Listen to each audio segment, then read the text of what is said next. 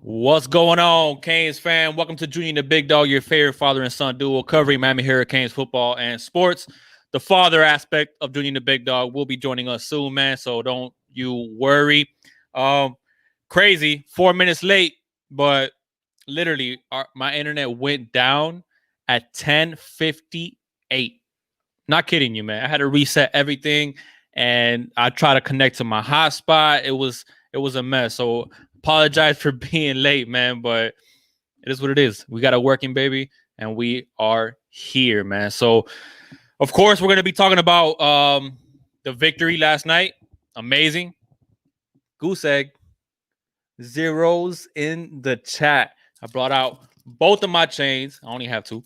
Because, hey, 5 turnovers, man, doesn't get any better than that. But listen, before we go ahead and break down the game and get into it, man, if you guys are new here by any chance, please hit that like button, hit that subscribe button, and hit that notification bell so you can get notified anytime me and the Big Dog do go live, man. We go live every single Wednesdays at 7 p.m. Eastern time, and we do our post-game reactions the day after whenever the Canes play, man. So here we are with the post-game reactions, man. Like I said, Big Dog will be joining us soon, man. So don't worry. We're going to get Santa Claus in here. So we haven't talked. This is something that me and the Big Dog do. Obviously, we talk during the game. We text back and forth and whatnot. But we do not talk after the game. So you guys get the raw reaction from Junior and the Big Dog. We don't get together before and, hey, we're gonna talk about this. We're going to talk about that. No, man. This is all raw. Obviously, we've been able to digest the game. Think about things, and you're gonna get our raw reaction. So, when he jumps in here, if he's not watching, and when he jumps in here, some things might be repeated because usually me and the Big Dog are on the same wavelengths. But let's go ahead and get to the chat, man. What's going on? Thank you guys so much for joining us on this Sunday morning. I hope you guys are having a good one. Savage Kane 305, what's going on, man? He says good morning and a buenos dias on his beautiful Sunday. Like I said, beautiful Sunday. Great game played by the Canes last night. Absolutely. Captain Trips, what's going on, man? Congratulations. Thank you so much. Congrats on your victory as well, I guess, against Tennessee. Mr. HD, what's going on, man? What a dominating performance from the whole team. First shutout in 20 years. We move on to the next week, beat UNC. Hopefully, man. Hopefully, fingers crossed that there is going to be a game. So we'll see. Big Dog Wi-Fi is messing up again. LOL, just kidding. Love you, Big Dog. Yeah, man. Nah, he'll be in here. Don't worry about it, guys. Lakers all day. Hey, I don't know, man. I don't know. Let me go ahead and, because this is kind of weird that you guys are not even seeing my. Let me just change this. Boom. It's a little small, but it's all good. I'll change it once Big Dog gets in here. We'll see what Mason Smith, man. That's gonna be crazy. That's gonna be crazy. Hopefully he sees, that shutout last night, a dominating performance, man, from everybody. I mean, defensive line, our corners held it down. Linebackers, hey, listen, we held it down, man. We less than 200 yards, over 500 yards on offense. We're gonna go ahead and get into the stats, and we're gonna break it down in depth, man. But dominating performance, man. So if Mason Smith is watching, hey, you already know you got Leonard Taylor on the way. Hey, this D line eats, baby. So if you want to come through, well, come on, man. The system fits you best, and you know it. You said it yourself, so that'll be amazing. And we also have some news from a certain quarterback out of California. Yeah, we'll touch on that a little bit as well. Has Canes fans going crazy. What's up, Nick Sanchez? Yeah, baby, Canes out last night. Poo-Poo Duke. Poo-Poo Duke. That's what we're going to call him. We're going to call him Poo-Poo Duke. What's going on, Jay Play? Dr. E. What's going on, Ben? Zoo Pride, first Krispy Kreme since 2002. Absolutely, man. Let's go, boys. 5 turnovers. Zoo Pride. What's up, Terrance? Lakers all day. Defense was good. Yes, it was, man. Crazy. Phillips is the first round. Hey, listen. We don't like patting ourselves in the back very much. But we told y'all, Jalen Phillips is a monster, man. Phillips is a monster. Okay. And he still gets held a lot. Okay. But sometimes when he doesn't get held, you see what he could do, man. He was a menace, So was Quincy, Nesta. I mean, thank God Nesta was okay. I know Kane's family held their breath a little bit when he went down, but he was all good. And that center didn't want no smoke with Nesta. What's up, Saeed, Gerson, Goose Eggs, baby? You know it. I told you guys, Manny Diaz is the best coach in college football. Hey, man, 8-1. Listen, recruiting, stepping up, heating up. Winning solves everything. Always, man. Winning solves everything. When you win, especially when you win in this fashion, this is what we've been waiting for. All right. Besides the fact that we came off the 3-week layoff, all right, and the beginning of the game, you're just like, okay, here comes the rust. All right. But you know who didn't look rusty? This defense did not look rusty at all. You didn't see missed tackles. All right. You saw them come out, play with intensity. You could tell these young men wanted to get out on the field and play some football, man. They've been chopping at the bit. They've been waiting for it. And it showed last night, man. Inferior opponent. All right. We lost to inferior opponents last year. All right. That's been the tail of the tape for the Miami Hurricanes for quite some time. And even though we eked off, little small margins of victories against, I guess you could say, inferior opponents as well. Virginia Tech, only winning by 1. NC State's not a bad team, 7-win team. You know what I'm saying? So, we beat them in a close game, but it takes time, guys. And this is one of the things that I was trying to say, man. It takes time. All right. You need to learn how to win football games, especially close football games. All right. When you find yourself down by 10 points in the second half and you come back and you get a victory, hey, this is what I was trying to say, and this is what I was trying to relay on saying that a W is a W. Okay, a W isn't a W when the Canes are at the top of the college football world or whatever. Like Clemson, for example. If Clemson beats yesterday Virginia Tech, if they only beat them by 3, they're upset. A W is not a W for Clemson. A W is not a W for Alabama. The Canes are not there yet. But we're on our way, man. So you need to learn how to win, and then you learn how to win. You get on the same page, all right? Now we're starting to see the benefits of, and we're missing 15 players still, man. No Jonathan Ford, no Harrison Hunt. Listen, guys, we were still missing players, all right? And it's just crazy. You're starting to see, man. The bye week blues are gone. Maybe, hopefully, looks like it. All right, because this was like an extra long bye week, and we came through and we showed up. So before I keep on going on some of my takes about the game, let me go ahead and address the chat some more, man. Mason Smith was at the LSU game yesterday. Yeah, they got whooped, man. Throwing tantrums on the sideline. Coaches, it's not a good look. It's not a good look. I'll tell you what, man. Listen, Mason Smith, you saw that, right? All right, man. Just saying. Jamie McCaslin. I'm pretty sure I'm saying that right. What's up, Canes fan? Honestly, let me see what's up. Honestly, the thing I like most about this game is how disciplined we were. That has been my biggest gripe with Manny, and how undisciplined his teams are. How many penalties did we get? I think our first penalty came in the second half, and I think it was on a punt. Look at that. 3 penalties for 45 yards. 3 penalties. 3-week layoff, 3 penalties. That's crazy, man. That's crazy. Duke had 6 for 55. We played a clean game throughout, and obviously the score shows it, man. 48-zip. We played a clean game, man. Like I was trying to say, we didn't see the missed tackles. We didn't see the rust on the defense. These guys were hungry, man. This defense was playing hungry. They're playing downhill, and we saw that. So 100% and discipline, because I envision penalties. I envision rust. I envision missed tackles, blown assignments. You're coming off a 3-week layoff, man. It's not easy. All right. So the fact that we were able to see that, hey, man, that goes to show you that regardless of the things working against us, they were locked in. Yeah, 8-1, man, feels good. Question of the year is Phillips or Rousseau. I'm not sure what you mean about that. It's funny that you actually asked that question because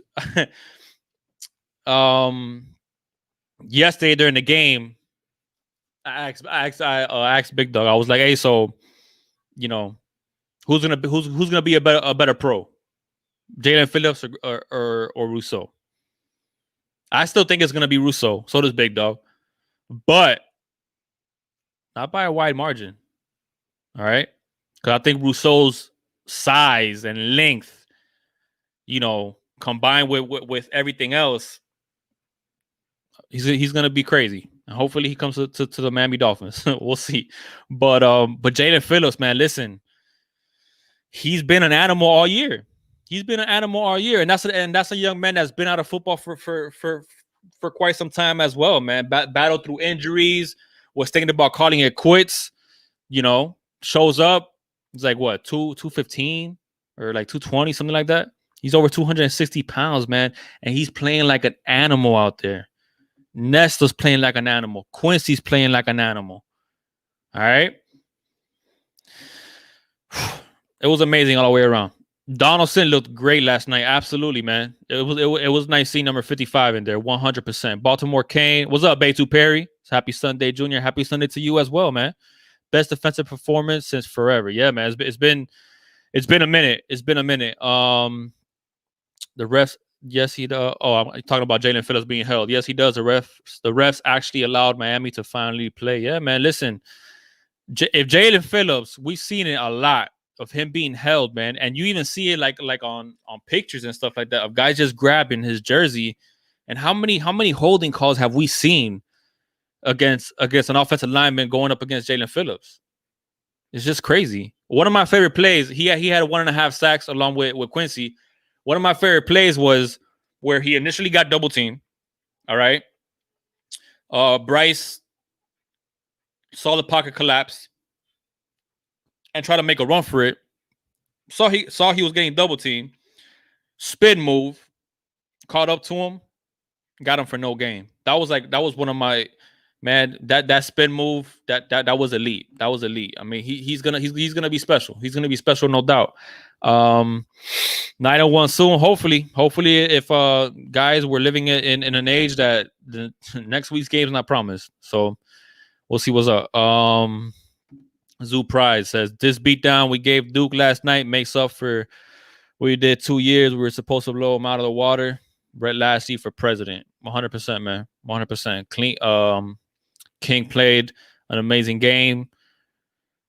Our running backs. Listen, I called it, man. I thought Harris was gonna have a big game. I think he's been banged up, recently this year, especially. And I think that this layoff did him good. So I picked him as my offensive MVP on Wednesday because I thought he was gonna show up. And he looked like the Harris that we saw in the beginning of the year. He looks like he's feeling better, and some of those injuries healed up a little bit.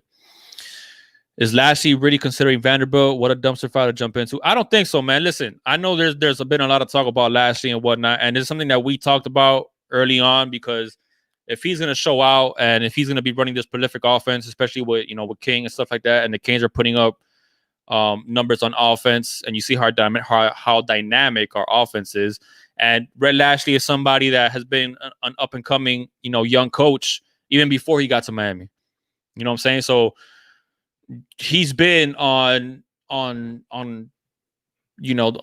radar of many teams to be a head coach even before he got to Miami. So the fact that he's doing this in Miami now, it just it makes that narrative more interesting, obviously. So people are gonna throw things out and whatnot. But based on some of the things that he said, man, he's not focused on nothing like that. But who knows? I mean, who knows? I think regardless of how this year ends, obviously the ACC championship has already been solidified. It's going to be Notre Dame and Clemson. I feel like this team, King especially, we'll see what he does if he comes back or not. But there's going to be unfinished business regardless on how this season ends. That's just my opinion.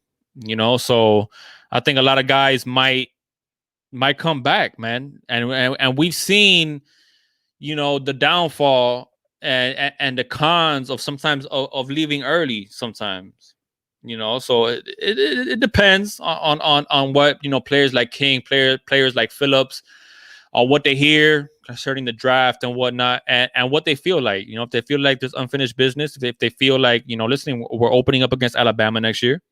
Okay, we'll see how this COVID situation, what happens with this pandemic, but there's going to be a lot of factors. So many factors are going to play into the decisions of these young men on whether they stay or they go, man, because you don't know how the pandemic is going to shape up. A season is not promised. And if we do have a season, we don't know if it's going to be like this year. So we're going to have another shortened season, so there's a lot of things to consider, man. Like, are you going to put yourself through that? You could opt out, but then you basically have to wait until the following year to enter the NFL draft if you do stay. So it's a lot of things, man. They got to talk to their families and whatever's the best interest for them. But do I want King to come back? Of course I want King to come back, man. Of course I want King to come back. I think it's going to be unfinished business. And then we got the 2021 recruiting class coming in. Listen, man, there's going to be a lot of playing time for a lot of these true freshmen. And rightfully so. So, I did not see the Mason Smith interview, Lakers All Day. What did he say, man? I did not see that. What's going on, Strange Clouds? Hope everything's good, man. Good morning, Canes family. Tony Kidd, what's up, baby? Canes fan 101, what's up, Junior? Canes finally got a shutout. Yeah, man. Not just a shutout, a blowout. Blowout, baby. I hate to be negative, but did y'all see how terrible Perry? Listen, man. No, we're gonna leave Perry alone. All right, we're gonna leave Perry alone. I mean, listen, it was garbage time. He on that sack, it was a bad snap.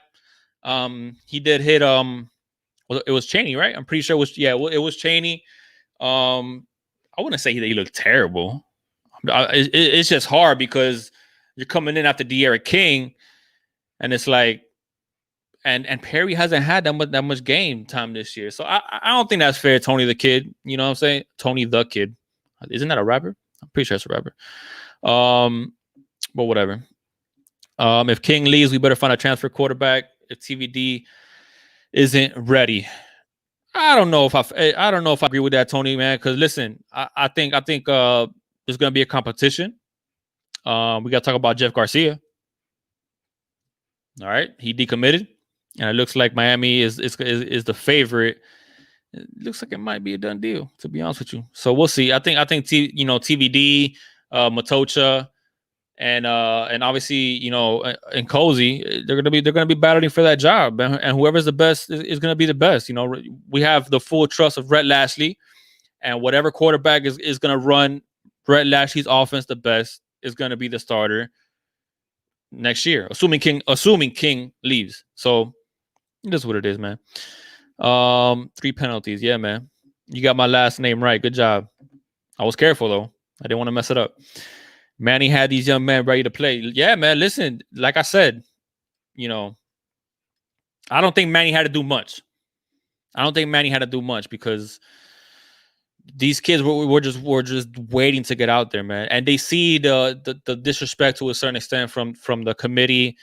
They want to get out there and they want to put a showing like, hey, man, put some respect on our names. All right? Put some respect. How was it that Birdman said it in that Charlemagne the God interview? Like that. Put some respect on our name, man. And they showed it last night. Aaron Frazier. Miami had Clemson stopped on 3rd and 3 times, 4th down one time. Miami got 3 bonehead personal fouls and 1 offsides. Clemson went on to score 4 TDs off of those Miami penalties. Miami is close. Yeah, I think Miami is close, man. I don't think we're at Clemson's level yet. I think we are close. Okay, I think we could beat Notre Dame. I'll be honest with about that. I think we could beat Notre Dame. Syracuse has 1 win, and they Syracuse put up 21 on them. I believe they put up 21 points on Notre Dame yesterday. So Syracuse is one of the worst teams in the ACC, and I think 45-21. And it wasn't that big of a deal, So I think we could definitely beat Notre Dame. I don't think we're there yet with Clemson, but Clemson didn't look great either against Virginia Tech. I think Virginia Tech's defense did a good job against Clemson, man. So just like they say in the NFL, any given Sunday, any given Saturday, man. I would like to run it back against Clemson, obviously, but we're not gonna get that opportunity. Now we're gonna look towards a New Year's Six. Hopefully maybe the Gators. That would be nice. We'll see what happens with that. Couch and Ivy are playing well, man. Outblaze did not travel with the team for undisclosed reasons. We're not sure, but it is what it is. Anywhere on Knighton, it looked like it was a shoulder with Knighton. He had that fumble, but I don't think it's anything serious. I hope Lashley doesn't leave, man. What's up, Birmingham Kane? Hope everything's good, man. Corey Flagg was balling. Keontra was balling. Yeah, man, absolutely. Lashley isn't going to Vandy, but Derek Mason would be a great for D coordinator. Hey, man, listen, if RD plays, we'll see what happens. We'll see. Oh, hold on. You guys might recognize this this feller. Good morning. What up, big dog? What do you say? I'm sorry I missed it, guys. I'm sorry I've been late. You're fine. What have we talked? I just caught the last minute or so. No, I'm just chopping it up. Just talk. Just giving my take on some of the things that we saw yesterday. What can I say to basically give you a quick? Just responding to comments and stuff like that, big dog. Talking about our defense, talking about how impressed our fans are that we only had. Guess what we saw yesterday on defense? What up, Kane in the Desert? Hold on, big dog. Go ahead. Let me just get to any more. Junior, we have seen enough out of Perry. Let's be honest. Listen, guys. I'm not gonna. I get that, man. Listen. I'm not gonna. We've given our opinions about Perry, man, and why. And just the inconsistent arm slot. Right. That's all. Inconsistent arm motion and the hitch that he has. It's really hard to be accurate like that, and that's his flaw. But also, let's not judge him harshly because he bounced a pass. Okay, everybody bounces a pass. I get that. Now, mind you, those are the things that are the drawback because those are easy throws, and missing what's called missing for a QB in that type of throw is not throwing it in the proper ball placement where you get yards after the catch. And he bounced it. I get all that. But also he's coming off the bench, cold to play. I mean, I get it. You warm up and stuff, but still, man, let's cut up some slack. We've never been. For those of you that have been watching Junior the Big Dog for a long time, we're not part of that hive. What is it? 5 Hive or whatever it is. Right, we're part of whoever's the quarterback at Miami. So our thing has never been personal with Perry. There has no reason to be personal with Perry. No, listen, and he's matured, and he seems to be a really good and he hasn't transferred, man. This guy bleeds. And he bleeds orange and green. He bleeds orange and green. Absolutely. And he hasn't thrown hissy fits. All right, the way we saw Jaron throwing hissy fits. Okay, so the young man has matured. Yep. All right, so he stuck around. He's buying into this program. He's battling in practice every single day. I mean, listen, man, you can't talk down to Perry. Now, when we want to talk about it from ability perspective. From an ability perspective, we have on our opinions that have been shared before. And do we think we have better quarterbacks on our roster like TVD and Motocha? We do, man. We do. But and possibly another one coming. Yeah, I was talking about that. But listen, man, there's not gonna be no cozy slander just because he bounced a pass, man. The guy came in garbage time. He's barely had any game experience this year, especially with his new offense, man. So I mean, and you're coming in garbage time. I mean, so and he's also had 3 offensive coordinators in 3 years. It's tough, man. It's tough. That's not it's easy tough, either. Man. And listen, guys, and for you guys that maybe didn't know what our breakdown was of when we had the quarterback battle last year of Nkosi, it is his arm motion, especially when he's pressured, but even sometimes when he's not pressured, is inconsistent in terms of his release point. Problem is when you have that type of hitch in your throwing motion, and I think you guys remember that guy, the offensive coordinator who will not be named. What's up, George? From last year, tried to speed up his arm motion to try to fix it, to see, because sometimes when you have a longer motion and it's slower, it makes that release point inconsistent. Well, the guy who shall now be named tried to speed up that arm motion. Well, here's the problem, guys. For you guys to understand why, when we were critical of his throwing ability, it is in the entire history of football, I've never seen that get fixed. Okay? They tried to fix that with Team Tebow. They tried to fix that 40 years ago with one of the best dual threat quarterbacks, actually almost 50 years ago, Bobby Douglas. When I'll put it this way. If you look at a baseball pitcher, when a baseball pitcher is erratic and he doesn't have good control, they can try to break down the pitch, and that's hard to do. Try to break down the guy's pitching motion to get it to the point where he starts having that consistent release point, right? Mm-hmm. Well, here's the difference. In baseball, guess what happens?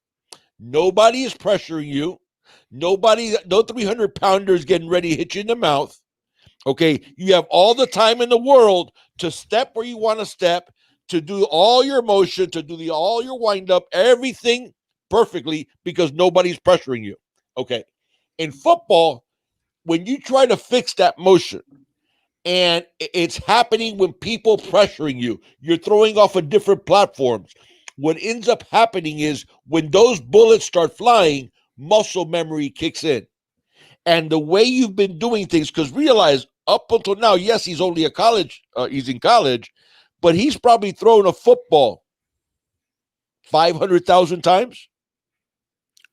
I mean, really, I don't have, I can't even put a number on it, because if you take the football, practicing, workouts, besides games, obviously, but all those other times and 7-on-7s and stuff like that, you get these quarterbacks have thrown the ball so many times already that muscle memory is ingrained. You guys remember when Tim Tebow, he was working with one of the best quarterback gurus in the country, and said, "Oh my God, you have to see Tim Tebow.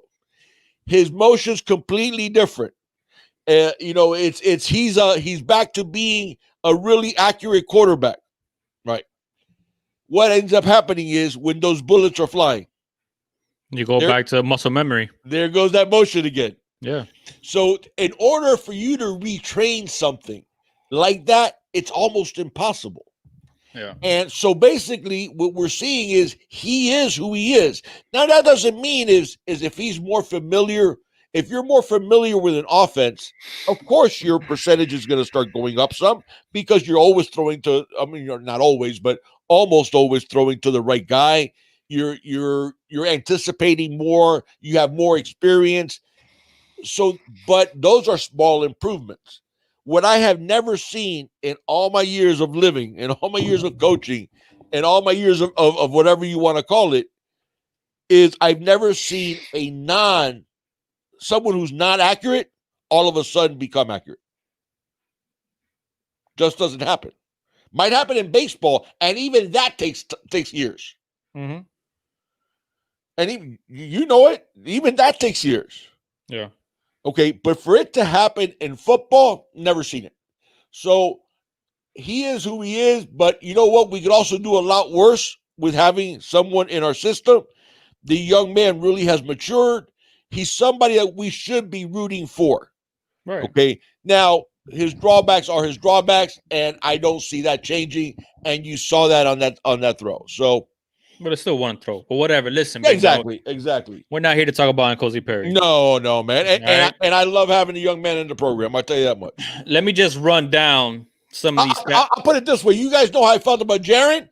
I wish to God Jaron Williams had N'Kosi Perry's heart and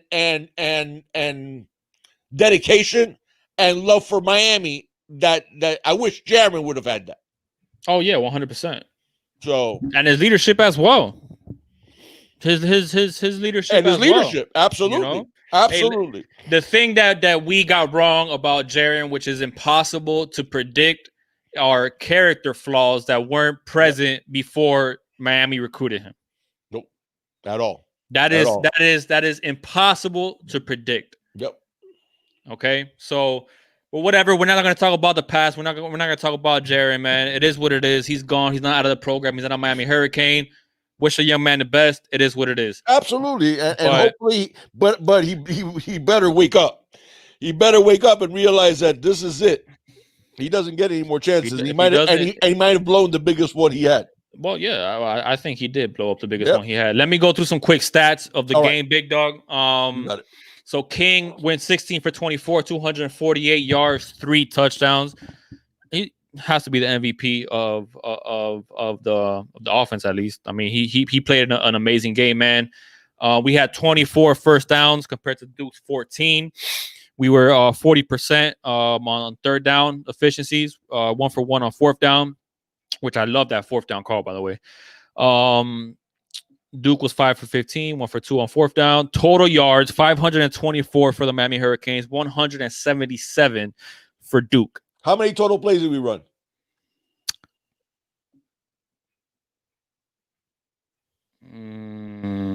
Should be in the team stats somewhere. It should say offensive plays. For some reason, it's not showing up for me. What's the number of rushes? Total rushes for the team. Hold on. Let me get to it. It looks like 68 because we had 26 passing attempts and we have 42 rushing attempts. 26 passing attempts, 42 rushing attempts. Yeah, so 68. Okay. Looks like 68. Right. So 68 plays, I guess. For some reason, it's not. It doesn't give me the total plays, but whatever. Okay. So passing, we passed for 304 yards. Duke 121. Rushing 220. I told you guys about Harris, baby. Harris played a heck of a game, man. Yes, he did. Let me see here. Harris was 15 for 96 and 2 touchdowns. Chaney 9 for 62. De'Ara King 11 for 46. That's pretty much it on that, man. I mean, it was just, and we only had 3 penalties, man. 3 penalties. I mean, coming off a layoff like that, Big Dog, is some things that I was touching on earlier. Coming off a layoff, when you weren't here, 3-week layoff. How many penalties total against us? 3? 3? That's it, Big Dog. 3 penalties, man. After being off for 3 weeks. Missing 15 players. Crazy, man. And we didn't get the call. We didn't get the first penalty until that punt return. Right. That they had 2-1 play. Trying to make up for it. But still, I mean, that shows me. Number one, credit to the players that their heads were in the game and they were 100% focused. Absolutely. Number 2, to the coaching staff. Okay, that finally figured out what to do off of buys. Yeah. Okay. And I'm just that game yesterday. Orange and green blood, Cohen. Oh, Cohen, it's all about the U, Cohen. What's up, orange and green blood? It's. Listen, there was nothing at all to be unhappy about yesterday. Nothing. No. Okay, our defensive line played lights out. I saw even Bradley Jennings was playing really well. Yeah, he was filling in the gap really, really well. Wayman Steed forced a fumble, so even the linebackers are starting to come through. DBs played well. Hey man, let me tell you something. Maiden Dade. With Hurricane Millie saying Matocha looked nice out there. Maiden Dade is like, yeah, he handed off the ball well. He will be a great manager. Guys. No, he's not a game manager. He's not a game manager, man. Matocha's nice. Matocha's really nice. Thank you, Millie. Matocha's really nice. Millie with a donation and read his comment because I want to address just that. Oh yeah. Thank you so much, Hurricane Millie, with the $5 donation. See what happens when we blitz. You get stops. Millie, and finally, I swear to God, I think Blake Baker watches our podcast or something. Because what did we see yesterday besides the blitzing? Jalen Phillips going from different parts in the line. Yes, sir. Quincy Roche rushing from the left side of the line. We started seeing a lot more variety, a lot more of different blitzes, a lot more of what a DC should be doing.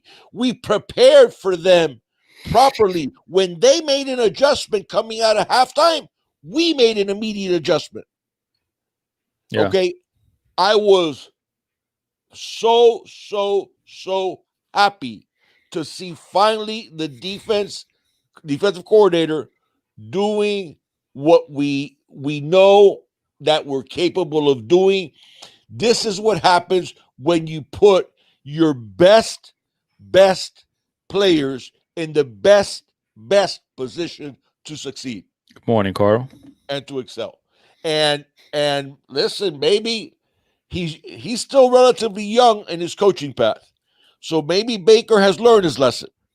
Maybe he's learned. That's yet to be seen because we don't know how the defense is going to look in the next game. Well, correct. And Duke was a bad team, but they weren't a bad offense. They were a really bad defense. Right. Okay, so they weren't that. I mean, they scored. People say, "Oh, well, Georgia Tech hung 56 on them." Yeah, but they scored 33 on Georgia Tech. Yeah. You know, and really, what was the final score of the Notre Dame game? 37-13, I think. When they played Notre Dame, when Notre Dame played Duke. I would have to look, Big Dog. I'm not sure. I was somewhere around there. So they could score, and we shut them down. Yeah. We shut them down. Biggest possession in the game when Rooster fumbles, and they recover, and we made them go backwards, so they had to punt. Yeah. Yeah. Jalen Phillips is starting to become the Jalen Phillips we believed he could be. He is now making I don't know if you guys saw the moves that you could tell that poor right tackle for Duke was going, I didn't sign up for this, because Phillips was making moves on him. Thank you, Carl. Likewise, brother. Where you could see, like you guys remember the old card. Now I'm going to date myself. Only the old guys remember this. And by the way, I saw Martin in our chat too. Martin, thank you so much for joining us. There's an old cartoon of like this guy, I think it was a dog. I think it was a dog in the cartoon where he would say, "Which way did he go? Which way did he go?" Like when he was looking for somebody. And the right tackle for Duke, Jalen Phillips, would make him look like, "Which way did he go?" Because he would get by him so quick that the right tackle thought that Jalen Phillips had done like a David Copperfield and just like vanished. Yeah. Yeah, Carl, and that's something I mentioned early on Phillips, you know, with the little double teams. Yeah, maiden day. Listen, this is well, good luck if Peyton goes to FSU, whatever. Baby steps, baby steps. I agree. I don't like seeing that. I don't like seeing our corners, you know, playing 15 yards off the receiver. Obviously, that's an exaggeration, but I get your point. Yeah, I mean, I don't like that either. I like seeing us play press a lot more. But that's what he was saying, that we saw more of that yesterday. We did see more of it, but I'd still like to see more of it. Right. I still like to see us play more aggressively with our corners. Yeah, I really would. I mean, I don't. And if we can end up getting a guy like McGee, Marcus Clark had an interception yesterday. I think that could be a really, mind you, guys, if you guys don't understand about Marcus Clark. And you can see Marcus Clark, how the ball skills, because he was obviously played on offense as well. He caught that like a wide receiver. Guys, Marcus Clark, the problem with Marcus is every level of football he's ever played, he has been the best athlete on the field on every single game, probably. Okay. Yeah. So, and what ends up happening is they used him everywhere in high school. They used him at corner, but they used him at wide receiver, and they used him at I think they even used him at wildcat quarterback. They used him in return game. They used him everywhere. They just used him sort of like what happened with Greg Rousseau in high school. Right. That you get these guys that are really special athletes, and you go, well, wait a second. I have to win games, so I'm going to use him every way I can. And then the guy doesn't develop in a particular, like the skills that you need to play corner. Yeah. So Marcus is still learning. When that young man is up to speed, he could be a shutdown type of corner. Okay, man, I think the defense showing yesterday was the best defense that we've seen since 2017. Yeah, I think so too. I think it was we were back to doing Miami things, which is attacking on defense. Right. Well, there we go. Rico B says Notre Dame beat Duke 27-13. Right. So I was giving him 10 points. So listen, I'm not saying let's throw a parade on Biscayne Boulevard. Okay. But that 48-0, that's the type of football we're capable of playing. That 52-10 against FSU, that's the type of game that we're capable of playing. Right. That wasn't the case even in 2017 when we went 10-3 and we started out 10-0. We won a bunch of close games. Yes, we have done that some this year too, but this year we've also rolled out and just slammed teams. Right. So it's getting there. It's getting to where we need it. Now we're seeing that second team. Listen, Gil Frierson has played fantastic football this season. Mm-hmm. Okay, Keontra is the backup. We don't drop off very much when Keontra's in the game. Look at the plays that he made yesterday. He balled out yesterday, man. He balled out. So now we're seeing backups playing at a high level. That's the next step. Mm-hmm. That is the next step. That striker position is on lock for the future, for sure. Oh, yeah, absolutely. And Maiden Day, your point is valid, man. I get it. Because he was saying that we see a Diaz defense or a Blake Baker. Yeah, I agree. We saw a Diaz defense. What do you think, big dog? We saw a Diaz defense. You think that he sat down with Baker and was like, listen, buddy? Yep. Absolutely, I do. Because I think Manny's listen. Whether you guys that is so hard to say, man, because Blake Baker has his moments where he plays that defense. No, yeah. But he goes completely away from it. But he doesn't have his moments in terms of adjusting properly and using guys creatively but smartly. I think what we haven't seen as of yet. I think Baker has made pretty good adjustments coming out of a half. At times, but at times, I'm not even talking about coming out of a half. I'm talking about when the offense starts doing something that's working, adjusting quickly on the fly where you stop that. Yeah.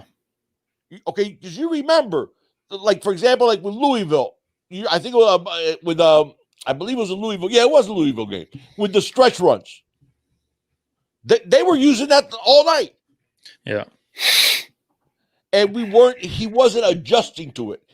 Those are the things, the game planning, the revamping of game plans. One of the things that I hate to do this because screw it. It's the best example. One of the things that has made Bill Belichick is that you don't know what the team is going to look like from week to week. Mm-hmm. He has no problem with now, mind you, always taking advantage because realize what Belichick does with defensive players. What's up, you go wire? It is okay. This is the player's strengths. Obi-Wan, what's up? How can I use that strength in order to maximize it within my system, where he becomes a good player, becomes a great player? Because right. I'm only using him in the ways that he is best suited for. Right. Belichick does that better than anybody. Yeah. Okay. So those are things that Baker has to learn if he's going to take that next step as a DC. Okay. And we started seeing some of that at times. Thank you, Millie. Go ahead. Get Millie's comment. Thank you, Millie, for the donation. Thank you, Millie. So Lashley took his foot off the gas. Pissed me off. Yeah. Yeah, I don't know. I think I don't know. I think you guys saw that there was a little. Even when we were well up, Lashley got ticked at something. I don't know what it was. But and I don't want to read it too much into it, but Lashley doesn't seem to be like the type of guy that would take his foot off the gas. so that might have been Manny telling him to take his foot off the gas. But yeah, I mean, at the same time, listen, that game. I mean, listen, but when the game was already out of hand, you know, we were still kicking field goals, and we went for it on fourth down. Yeah, like, but that was more to help them. That was really more to not add more points. Yeah, I guess. But I mean, you know, we did see that pass from Cozy to Chaney and whatnot. What a SJS. Yeah. Oh, this is how I should have started out the morning. Goose morning, primo y tío. I'm late as hell, but what a win last night. Yes, sir. Gooses, baby. Gooses. You know what a goose is, right, Big Dog? Yeah. Okay. Yeah. Making sure. No, Maiden Day put his comment up there. Said, Junior the Big Dog, you know, I felt it was Manny because of the defense. We all know Bakers loves the 3-3-5 zone, Ben. Don't break defense. And Manny runs the attacking 4-2-5, and we saw that all night. Yeah. Yeah, I agree. But listen, that's one of the... I agree with you, and I think that's exactly what happened, though. I think what happened was Manny told him. Yeah, Manny's... Because there was, in our last game, you could even see it in Manny's face almost, that I think Manny looked out at our defense and went, this isn't my defense. This isn't our defense anymore. You know, and he started, and then but he took a long time to realize that, though, Big Dog. Well, I mean, at the same time, you hire people, you got to let them do their jobs. That's true. You know, so when he starts seeing the results now are not matching what they should be, yeah, maybe it's time he has that. And I'm sure they meet all the time. Obviously, they probably talk every single day at length. So, but I do think it was maybe Manny saying, you remember last year, he sort of, you know, made it very clear publicly even that he was going to take more of a role defensively. Okay, and that's saying something for a head coach to do that publicly. Right. Because it wasn't just privately, he did that publicly. Remember, he said he was even going to call the plays. He was going to take more of an active role in the defense. Okay, so I think maybe some of those conversations were happening privately that were telling Blake, dude, straighten up and fly right, because we can't.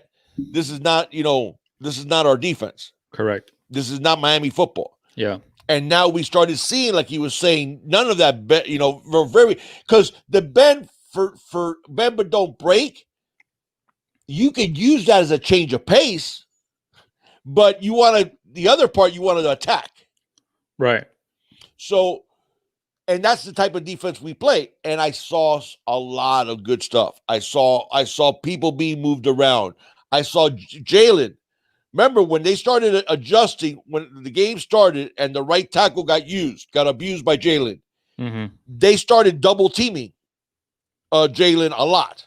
I mean, they might normal team him with like the right tackle and then a chip by a tight end or a running back, but they were even using another lineman to double on Jalen. So what did Blake do? Okay, now we're going to start rushing him from different places. Then you saw Quincy Roche going over to the left side. Yeah. I love that. Odd looking fronts. He was doing a lot of different things. And this goes to what the question that Obi-Wan Kane says. Do you think the personnel that was out had anything to do with the defensive change? I don't think so, man. I think it goes more to what Big Dog is saying, because besides Blaze not playing, Jonathan Ford, Harrison Hunt. I mean, besides that, guys, I mean, we had Bubba out there. Like, we had, Jennings, obviously Gilbert. So the personnel on the defensive side of the football wasn't that different, right? Wasn't that different to see this kind of a change in the defense. Right, so I think it goes a lot more to what the Big Dog is saying. We play more press, rushing guys, from different places. Even lining up Phillips at DT, for a couple plays. I did see him play a tackle a couple plays. Yeah, I don't mind that as a change of pace. Right. Yeah. I didn't like it with Rousseau last year because you're guaranteeing your best pass rusher is going to get triple teamed every single pass play. Because it's not just that he was rushing in from D tackle. He was rushing from D tackle every time that we would go to that long yardage situation. Yeah. So everybody knew where he was going to be on that line, including the other team. Correct. Right. That's what I didn't like about that. But as a change of pace, and even somebody was saying about 3-down linemen, I don't mind. And I think Desmond Solomon was mentioning that. I don't mind that for a play here, a play there, because that's what you want to constantly do. You want the offensive coordinator to have to call plays without having any idea what our defense is going to do. And yes, a lot of teams do what we do, and that's become, we even see that on Sundays all the time, of that they'll call a play or formation, and then once everybody's lined up, they'll look over the sideline again to get an adjustment, because then the coordinator sees how the defense lines up and then makes a different call, or sometimes might stick with the call. Mm-hmm. So those are things that happen. But what we saw is that really almost every single situation, you kept seeing different things. You kept seeing, oh, wait a second. Oh, look, yeah, Jalen's at tackle and Quincy's at left end. Oh, okay, but they're bringing the blitz from the other side. I mean, you saw a lot of different things, and you went, okay. And you can't do that at Miami. You can't do that where you make players play slowly, where there's so much to remember or there's so much to think about that then they can't react, and now they're not playing fast. Right. You can still do that and play fast. Correct. Because you're not giving them a lot to worry about. You're just saying, okay, when I do this, your job is rush the passer. When I do this, you got the back out of the backfield. There is ways to be complex, but not be confusing to your defensive players. That's a good point. And that's what I saw yesterday. Yeah. Big Dog. Thank you, Kareem. Loves the B. Orange and green blood. I gotta disagree with you there, man. Because Orange and green blood says, last year I gave Baker a break because he and his wife just had a child. Junior, you could testify to the fact that sleep is very important to quality of job you do. Foggy heads have a harder time. You can disagree with why we dealt with that, but his point is valid. I mean, that is true. They are human beings after all. Okay, but it's not acceptable. Is that what you mean? That it's not acceptable? No, my quality of sleep did not affect my job performance. Because I know I had a job to do. Right. I agree. And I'm not going to compare. But I think you both. You're agreeing with each other. What you're saying is that's not a good enough excuse. But what he's saying is it is a reality, though. Like that's a reality. That it could have been some of that. Okay, is what he's saying. What you're saying is that it's not acceptable. I agree. No, but you're a DC for the Miami Hurricanes. Right. No, but you've worked with people, dude, that if everything is, if they're not getting enough sleep. I'm just saying how I am. Yes. I am not going to lack of sleep, fine. Listen, man, I got a job to do. I agree. Okay? And I agree. Regardless of my lack of sleep. What he's saying is, and I have twins. Okay, correct. So I was sleeping 2 hours a night. What he's saying is that did not make a difference in my job performance. I agree with you. At all. I agree. One of the proudest things I am in my life, that the best month that the company that we had happened the month that my mother died. And that to me was something of me. Now, mind you, part of that was also I was trying to work 24 hours a day because trying to keep your mind trying to keep my mind occupied as much as I could.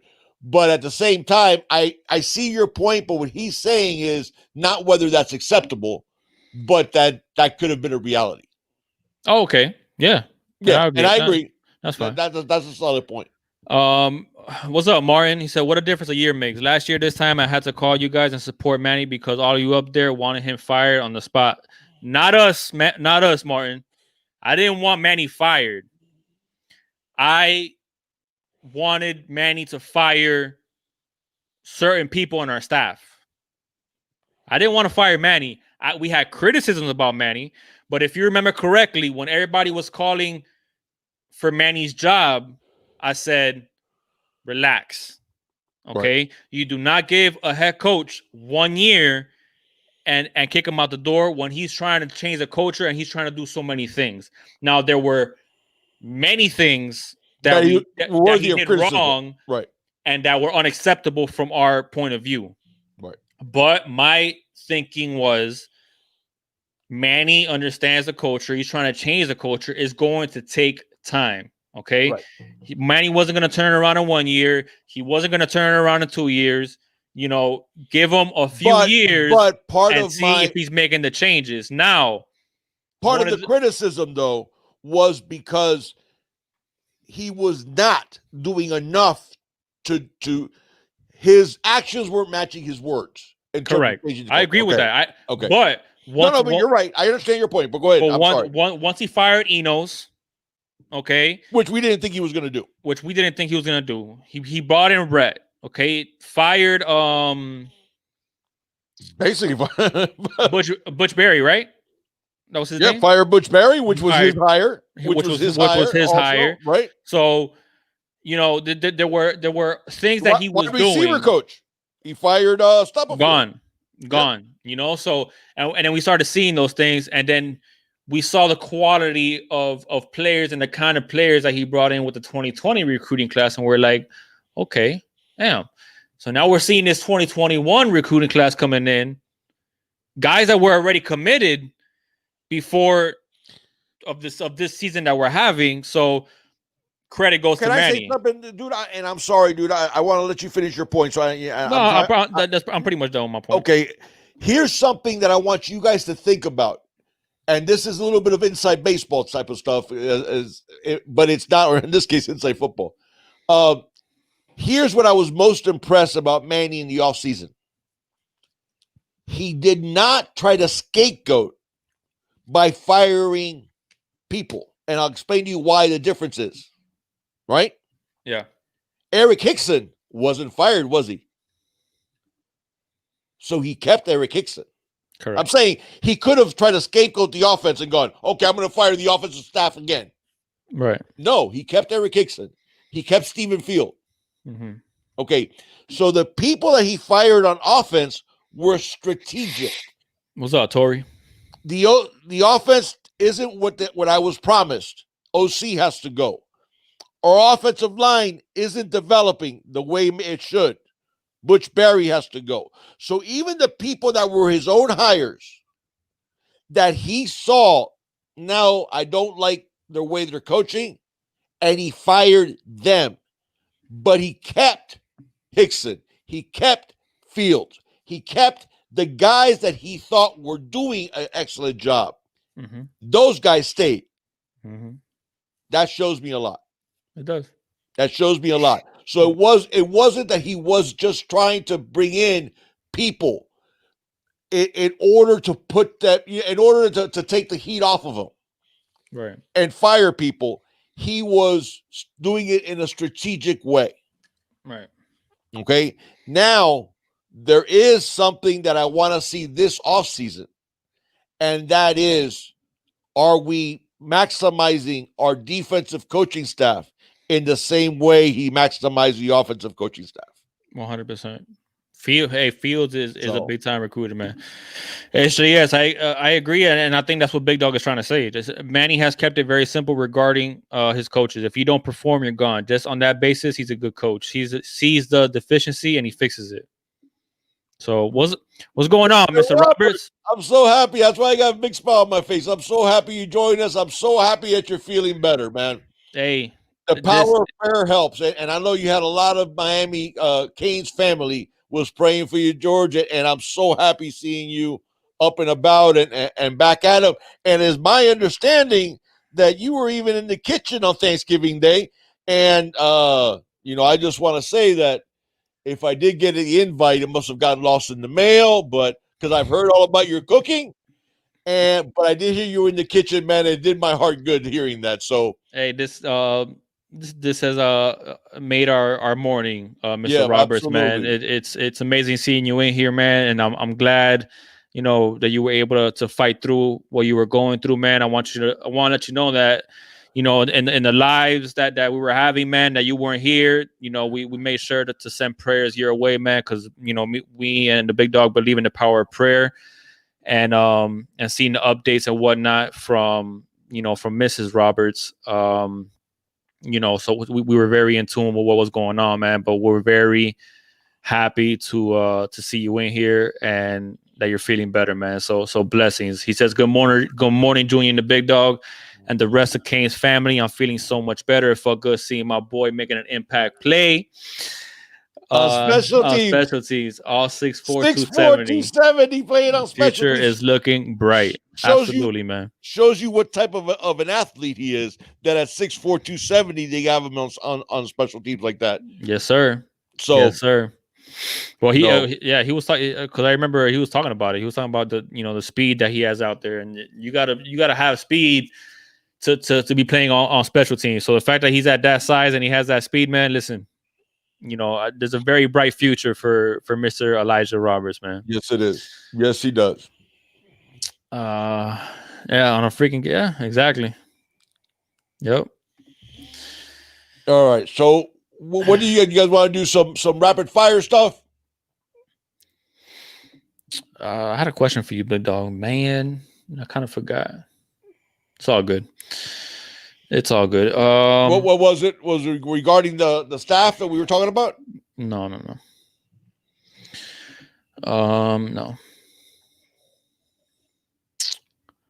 You don't remember? Mason Smith was at the LSU game yesterday. I'll tell you what. I mean, obviously they have the inside track. I would think that they have the inside track. Okay.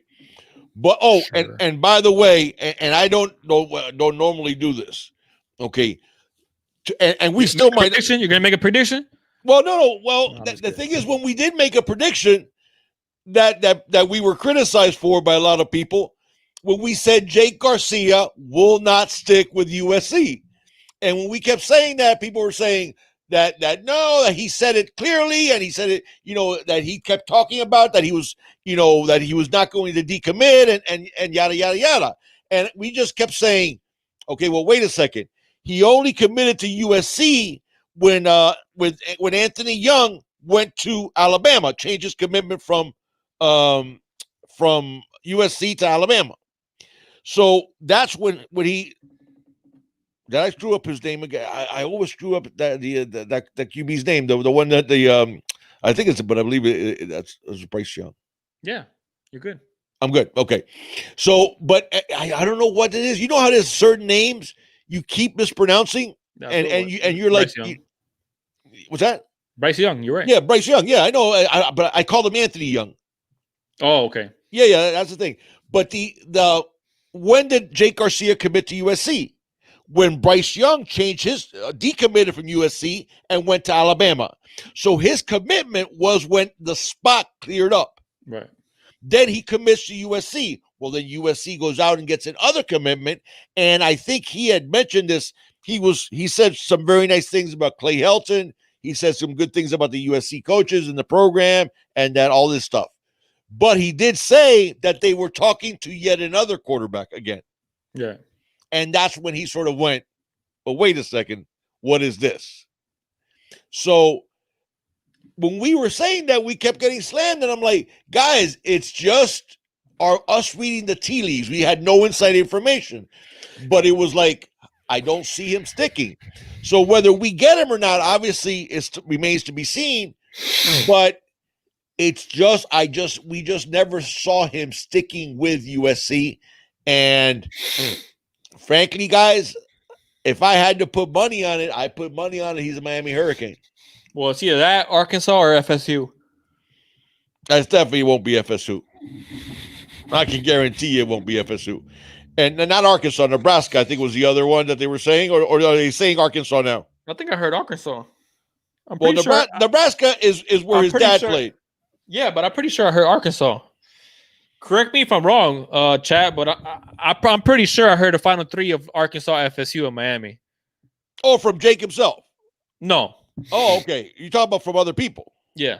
Okay. Yeah. From other people, I don't know. I think it probably comes down to between us. Now, he did mention something in one of the interviews that he said that there was other schools involved that he didn't want to name. Maybe it was Arkansas. Well, which leads me to believe there's other schools that already have a QB. Yeah, read into what they're saying, because a lot of times what guys say will be smoke screens. But read into what they say. If he said that Miami, he talked about Miami and Florida State, but then he said there's other schools that I don't want to name. Mm-hmm. What I read into that is those are other schools that already have a QB committed. Mm-hmm. So he doesn't want to out those schools, because then it makes that recruit all of a sudden start thinking maybe I need to go elsewhere. This is my only concern with Garcia if he comes. So, but the reason I'm saying that though is that then that tells me that those schools aren't players, because he's not going to go to another school and have the same situation he just left at USC, to have multiple quarterbacks and the school has no commitment to one. Right. Because what has become the norm in recruiting circles is top-tier quarterbacks, you take one, period. Mm-hmm. Okay, now you might take a project quarterback. You might take a quarterback who's very athletic or who had limited time in in high school. And then, a guy that you can work and have a project with that maybe he develops into something. That you can do. But you can't take two top-tier quarterbacks. Right. Because Alabama can't, Clemson can't, nobody can. Right. Okay, because they're not going to go. They're just not going to do it. So, what's up, Lenore's? So I think what do you say, Lenore's? That is what is occurring with Jake Garcia. That's what we thought would occur all along. And I think he's going to be a Hurricane. But go ahead. We got $2 donation from Andy Rafael. Thank you, Andy. He said, "Is it a coincidence that the run D is better without 53?" Wow, that's rough, but I don't think it has that much to do with it. He hasn't played as well as we had hoped. No, he hasn't, for sure. But, I understand what you're coming from. I understand, but listen, there's been times. Jennings has been really inconsistent at times. He played really well last night. He started out the season like gangbusters. He had, I think it was 12 tackles in the first game and really looked good. But then dropped off quite a bit and was taking horrible angles and was not filling in holes and was not reading properly. Prediction on Mason. Man. I don't know, man. Phil, the thing with Mason is it's so hard to get somebody from Louisiana that's high tier like that away from LSU. And I know how bad LSU has been this season. I get it. But, man, it's hard as hell to get them away from LSU. It's really not just because of LSU does recruiting or anything like that, is that in Louisiana in particular, like, for example, even when we were at our best, even when Miami was at, dominating college football, you still found Seminole fans. You still found Gator fans. Mm-hmm. You know what I'm saying? In Louisiana, it's like the entire state. If you are a top-tier QB, is that official, Ben? You're supposed to go to LSU. Yeah. I'll give you an idea. How much pressure there is within the state to go to LSU.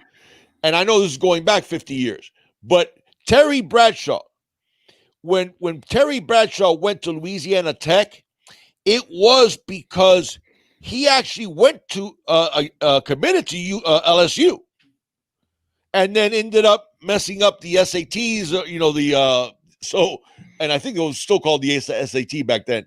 The SAT and Louisiana State basically was not going to hang on to him. And he says he actually ruined it almost on purpose because he didn't want to go to LSU. He wanted to go to a smaller school. Right. And he ended up going to Louisiana Tech, and obviously the rest is history. But Burt Jones, one of my favorite quarterbacks, went to LSU. It's really, really hard, the in-state type of just of surroundings, that it's hard for you to go elsewhere. When you're a top-tier recruit like that, because there is so much in-state pressure. But I'm still hopeful. I think Mason Smith said something that was really, really important. He said that his best fit to the defense is Miami. He said that the defense that he sees himself as the best fit for him, for his skill set, is Miami. And that and Leonard Taylor, that could mean a lot. But it's going to be really hard to get him out of Louisiana. I agree. Guys, if you haven't already, man, please hit that like button. And if you're new here, subscribe and hit that bell 2 times so you can get notified anytime me and the Big Dog do go live, man. We appreciate all of you guys joining us this morning. Now, Phil, to your point, you're right about them having a lot going on. The thing that I think could give us a much better chance at landing Mason Smith is those headlines that we saw out of LSU a few months ago. I don't know what's going to end up happening with that, about players getting money and about all these different things. And remember, this time it's not just up to the NCAA, because there's actual criminal cases going on involving that money being channeled to players at LSU. So what I'm saying by that is the NCAA won't be able to cover it up, because there will be court proceedings that are going to bring more attention to that. Right. So I think there's a chance that LSU gets slammed by the NCAA. And if that's the case, then Mason, come on down. Yeah. So we'll see. Terrance Lewis, there's been some crystal balls to Auburn. Low confidence, but nonetheless. So you saw what I did there? Yeah, coin flip. Yeah, that's Terrance Lewis. Who knows, man? Who knows? Yeah, I agree with that. Who knows? I think some of the situations that and this is not, and listen, who am I to sit, and be armchair psychologist? But you wonder sometimes with Terrance if there isn't some underlying personality problem, in terms of, he seems to be all over the board a lot. And you wonder, sometimes those things can be fixed with medication even, but you have like borderline personality. You have a lot of different things. And it seems to, and again, I'm not going to bring this on a young man who I don't even know. So I'm not saying, I'm not going to even talk about like a diagnosis or anything like that. But what I'm saying is that there can be some issues like that, because Terrance seems to be all over the board. Right. He just seems to be all over the board. And I don't know if there is something underlying like that. No, but so sometimes for these young recruits, man, they got so many people in their ear, and sometimes it gets stressful, and some just handle it better than others. That's true. You know what I'm saying? A lot of pressure, a lot of noise coming from different people. I mean, and it's a lot of pressure. There's a lot of stress, Big Dog, because you're making a huge commitment on where, because a player of Terrance Lewis's caliber, you're not just making a decision on where you're going to be spending the next, 3 or 4 years or 5 even. You're making a decision on what is going to give me the best opportunity to get me to the next level beyond college. So there's a lot of factors that goes into it, man. You are literally making one of the most important decisions you're going to make in your entire life, and you're making it at 17 years old. That's my point, man. So right. sometimes it's just there's a lot of pressure and the stress to it, and it just gets to these kids, man. And it gets to it. And people are at all different points. Maturity happens on a spectrum. Right, exactly. So it handles people differently, man. Like some somebody Mason Smith may handle that pressure better than Terrance Lewis does. I mean, it all depends on the person. Right. I handle stress a certain way different than Big Dog does. Right. And Big Dog might handle it better than me. And I might have things that get to me that shouldn't be getting to me, whereas those same things don't get to somebody like Big Dog. You know what I'm saying? Even though we're different in age. That's what I'm saying. A part of that's also just age. Right, man. But regardless, like even at 17 years old, man, people just handle stress and handles things differently. What's up, Greg? Miami Flow, great show. I'm a big fan. Go Canes. Thank you so much, man. We really do appreciate that. Oh shoot. Maiden Dade had a really good comment that I want to address. He says, Junior the Big Dog, what kind of job do you think Pop Cooney has been doing as a director recruiting? This is year 2 for him. Amazing. Yeah. Amazing. Pop Cooney is going to be one of those names that 10 years from now is going to have a high-ranked position.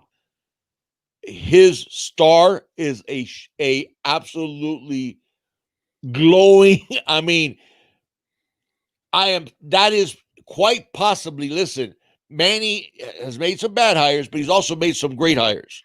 David Feely is another one that's been a great hire. Pop Cooney being director of recruiting has been, listen, Ed Reed, a chief of staff. Man, Cooney's right up there with all of those, with all of the best hires he's made. Yeah. What Cooney did, keeping that 2020 class together, as disastrous as last year was quite possibly the best job I've ever seen from a director of recruiting. Yeah. Seriously, what he did, keeping that class together. And not only keeping that class together and invested in them being the class that turns around the culture. Right.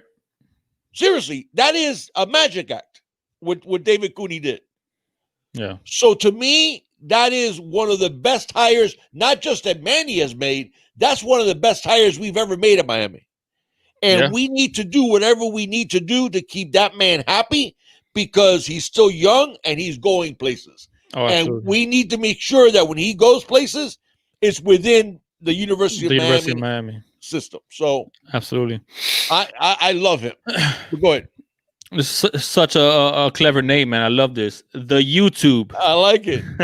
First donation. He says he loves the channel. Keep up the great work, guys. 48 donut. I love it. Goose egg. Thank you so much for the $10 donation, man. Really Absolutely, thank you, man. And I'm so glad that you're joining part of the Junior Big Dog and Miami family, man. It's great to have you. Man. Thank you so much. If you guys haven't already, man, like I said before, man, hit that like button, and share, subscribe, hit that bell. Let's keep on growing this Junior the Big Dog family. And by the way, just to top this off on Cooney.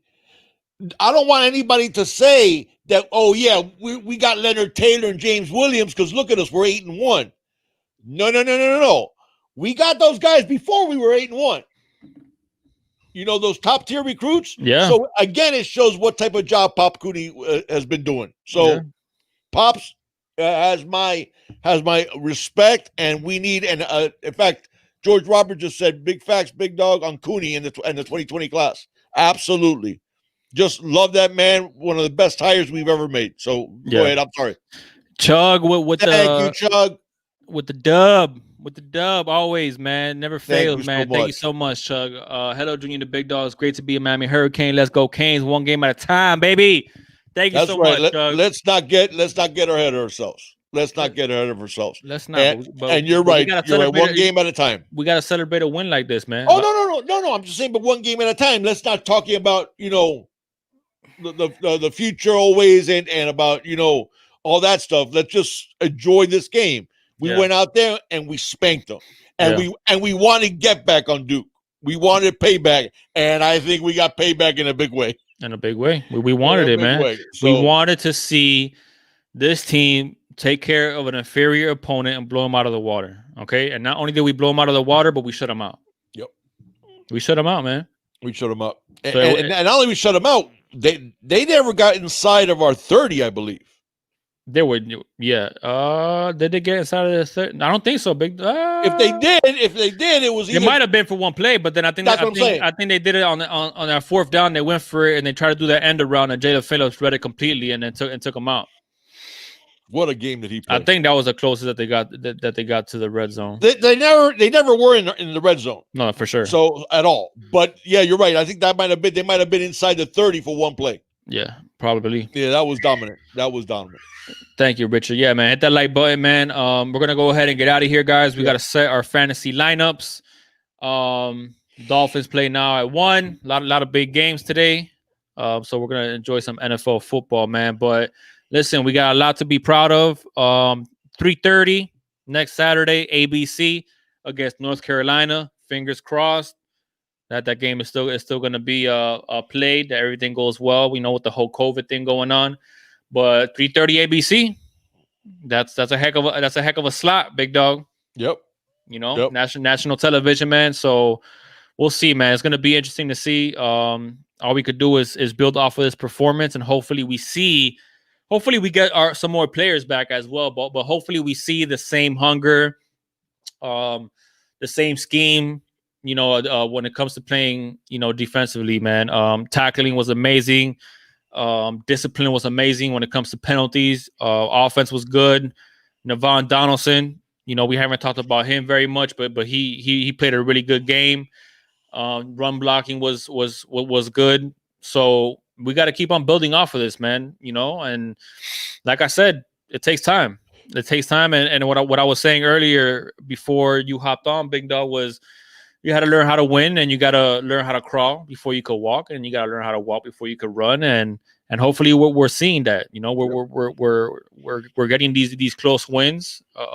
Even though against this season is one of those things that 2020 is going to be a year everybody's always going to remember. So there's so many weird things. Well, but even through the adversity, man, we're still coming out with W's that otherwise we would have lost last year. That's what I'm saying. Frankly, if I would have said to you, what's up, Chris? Virginia Tech, even if it was only by a point, and we beat North Carolina State, even though it was close, with 13 players missing in one and 12 players missing in the other. And we're missing 15 yesterday. Okay, and we won 48-0. Right. So we're further along than we've ever been. I mean, than we've been in the last decade, I'd say. Correct. In terms of getting closer there. Correct. So right. Absolutely. So we'll see, man. Go. And by the way, man. And somebody was mentioning about Lockett and Hippolyte. Those are 2 hires that don't make a lot of headlines because a lot of reporters don't know what the hell they're looking at. But one of the most important things is South Florida high school coaching community is really, really close-knit and tight, and they have the key to Fort Knox because of the amount of talent that there is there. And Lockett and Hippolyte are hires, along with Stephen Field, along with Eric Hickson to an extent too, that Stephen Field and the other guys probably more so, but Hickson also, that are really respected inside that tight little South Florida high school coaching community. So the dividends that Hippolyte and Lockett and Field and Hickson have won't make headlines because reporters won't talk about that. But it's really, really, really important because that's how. Oh, that's good, Martin. Martin, X-Mate says, Maiden Days says, Hippolyte's my peoples. I already know, Big Dog. Absolutely. Those hires within that community are huge. And they'll play dividends that nobody will ever talk about. Right. Because that's how you get your ins to get a Leonard Taylor, to get a James Williams, to get those type of players that you have that inside of that community. And then when you add to that some of the other, like, to his credit, I know people either hate him or love him, but Mike Rumpf also has a lot of ties within that community. So those things are really, really, really important. So go ahead. Absolutely. No, that's it, man. We're good. We had the talk about the donation. I almost missed the donation. He said my daughter said Big Dog is Santa Claus and didn't know he was a Hurricanes fan. Thank you so much, Terrance. That's right. Tell her that Santa Claus is definitely a Hurricane fan, and if she becomes a Hurricane fan, then Santa Claus will bring her extra gifts. Ooh. So we got to start bribing the new generation to keep it going. That's a good pitch. Big Dog recruiting young fans already to. Absolutely. Absolutely. Hey, man, thank you guys so much for joining us on this Sunday morning, man. We always love it. Even though it's early, we always get a lot of people in the chat, a lot of people contributing financially and just for your comments and chopping it up with me and the Big Dog on a Sunday morning, man. It's great to be a Miami Hurricane. 48-0 goose egg. Let's keep the momentum going. Let's get into a New York 6 bowl. Whoever it is that we play, man. New Year 6. Huh? You said New York 6. I said New Year. Oh, did I say New York? I thought you said New York. Oh, I thought, okay. I thought you were talking about, like, is there a new crime that I don't know about? No. The New York 6. No. A New Year 6 bowl. Yeah, absolutely. Hopefully it's the Gators, man. We'll see. That'll be dope. I would love it. That would be dope. Let's line it up. So yeah, man. Thank you guys so much for joining us, man. One last time, man. Hit that like button on your way out, and if you're watching us on the replay, man. Any comments that you'd like to share with me and the Big Dog, just throw them down in the comment section. How you guys are feeling. Go Fins, absolutely, made and day. And yeah, hit that notification bell. Hit that subscribe button, man, if you're not already, man. As always, it's all about this you. Thank you, guys, man. Have a great Sunday. Have a good one, guys.